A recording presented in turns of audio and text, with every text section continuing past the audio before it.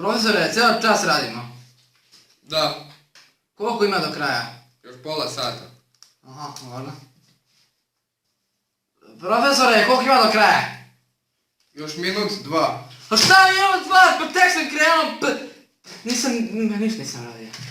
Pa tek, pa pre 5 minuta je bilo pa šta?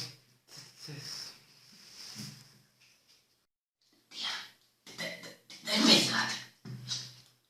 Što nećeš, malo, jebe mi Tišina tamo! Profesor, ali ona mi je, tražila mi je samo... Nema ali!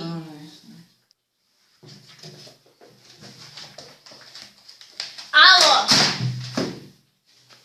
Profesorka, ovdje piše da ja treba da uradim. Šta radiš to? Malo me tu propada me, nešto sam jučer radio pa sam morao da ruka gurnem, evo sad ću. Ništa nisi uradio? Ali, Milice, nisam mogao naći Milice pa nisam mogao napisati sve to i sam to...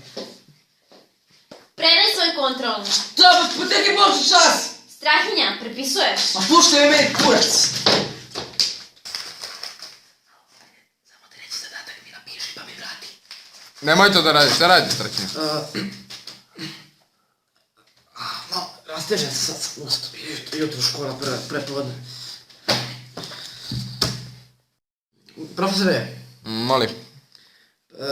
imam problem sa ova prva 3 i posljednja 2, samo nisam siguran šta treba da uradim s njima, za 5 mi fali, 5 zadataka mi fali samo za 5 pa.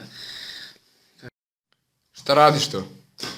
Šta je matori, koji ti kurac? O šta dobiš jedan dnevnik? Šta je bre Danak, koji si ti kurac, ti koji je moj čale bre? Ko je? Maca Zemun bre.